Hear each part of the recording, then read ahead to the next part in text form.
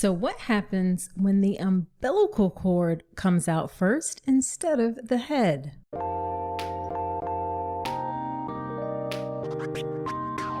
Welcome to the All About Pregnancy and Birth podcast. I'm Dr. Nicole Calloway Rankins, a board-certified OBGYN who's been in practice for nearly 15 years. I've had the privilege of helping over 1,000 babies into this world, and I'm here to help you be calm, confident, and empowered to have a beautiful pregnancy and birth. Quick note, this podcast is for educational purposes only and is not a substitute for medical advice. Check out the full disclaimer at drnicolerankins.com/disclaimer. Now let's get to it.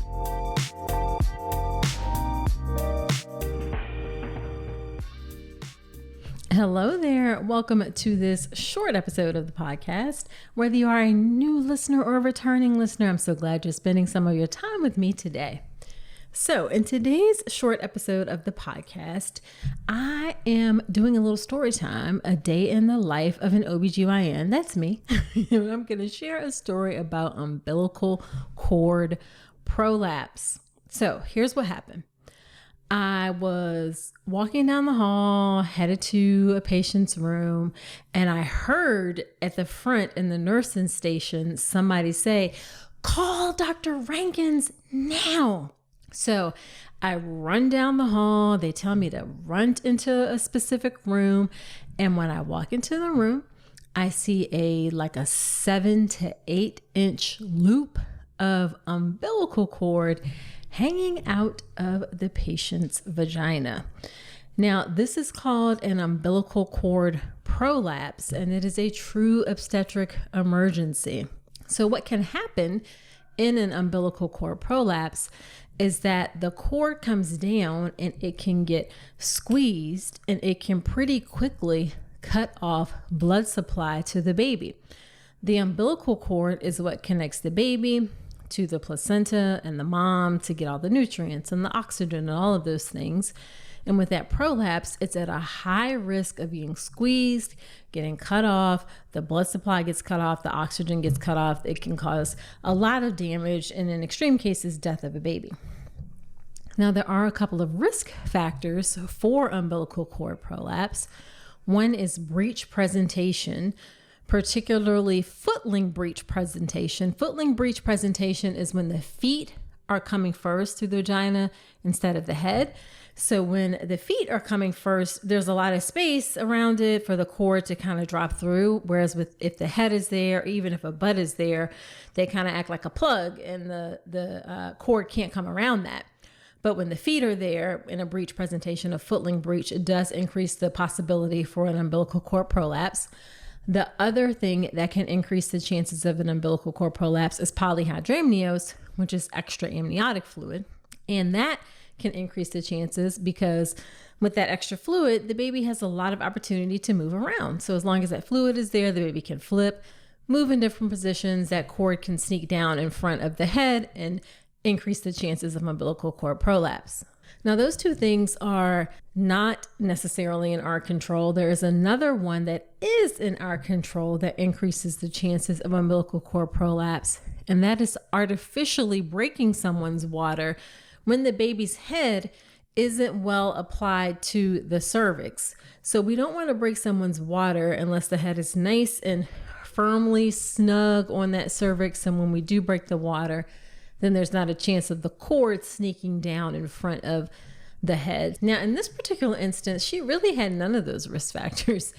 The head was down, it had been well applied. She didn't have polyhydramnios. Her water had actually been broken for a while. So it wasn't that. In this particular instance, the nurse just went into the room to check because I can't, it's been a minute. I think she was trying to get the baby's heartbeat, or the baby's heartbeat was on the monitor or something like that. And she pulled the covers back and there was just a giant loop of cord hanging out. So it was completely out of nowhere.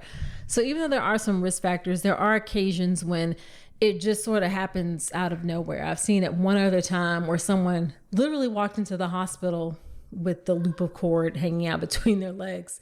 That baby ended up doing fine. Now, what do we do when we see an umbilical cord prolapse? Well, most of the time, an umbilical cord prolapse requires a stat cesarean section. When you hear people say they had an emergency C-section, they are often talking about, I had an urgent C-section. You know, they said I needed a C-section and 20, 30 minutes later, I had a C-section. No. That ain't what I'm talking about here.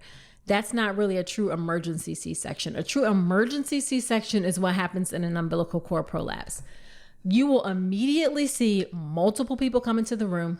One person will hold the baby's head up. So what we try to do is someone keeps their hand in your vagina to try to elevate the baby's head off of the cord, or elevate the fetal part off of the cord so the blood can flow through the cord. So somebody hops in the bed with you, stays in the bed, keeps their hand in your vagina while you're going to the OR. We are ripping the cords out of the wall. We're running down the hall, calling everybody. This is a true emergency situation because we have to get the baby delivered quickly, because again, it can cut off blood supply to the baby, and the baby in the worst case could die. So in this particular instance, I checked this patient's cervix, and she was 8 centimeters and her cervix was very stretchy. She had babies before, so I could stretch it back around the head. So I stretched her cervix to completely dilated, and the baby's head was pretty low. And in this case, I actually applied a vacuum. A vacuum is a device that we can use to help facilitate delivery. It's exactly what it sounds like. It's a small suction cup that is applied to the baby's head. It gives some extra oomph to while the mom still pushes.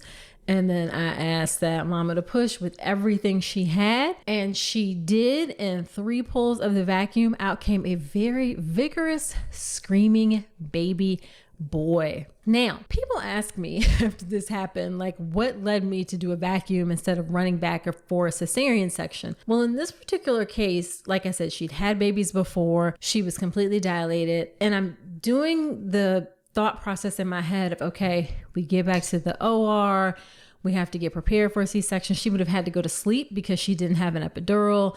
We have to get all the things. That's going to take another 5 to 6 minutes to get all those things done. So it was worth it to me to try, and worth it not just to me, but to in the best interest of the patient, to see if we could facilitate birth quickly at the bedside. And that's what happened. And I also believe, this is like another aside, I work from a place of, I'm not one of those religious people. Like, I don't believe in any particular religion, but I'm certainly a spiritual person. I believe in God, a higher power, things that guide us and can lead us and show us the way in things. One of the things that I pray before I go into work every shift is that God uses me to care for the people that I'm privileged to take care of.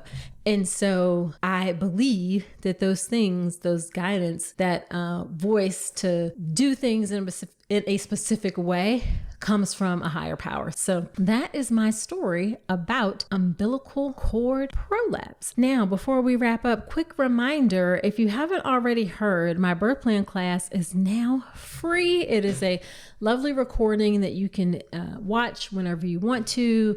You have access to it right after you sign up. This is a great class to take to help you make a birth plan that's actually going to work, to help you have the birth you want. Templates and forms don't cut it, because those templates and forms don't actually convey whether or not your doctor and hospital support what's in that birth plan. It's too late to show up to the hospital with that piece of paper and think that this is going to suffice. Because what if they don't actually support that? Then you're stuck. You're in labor. You can't leave the hospital at that point.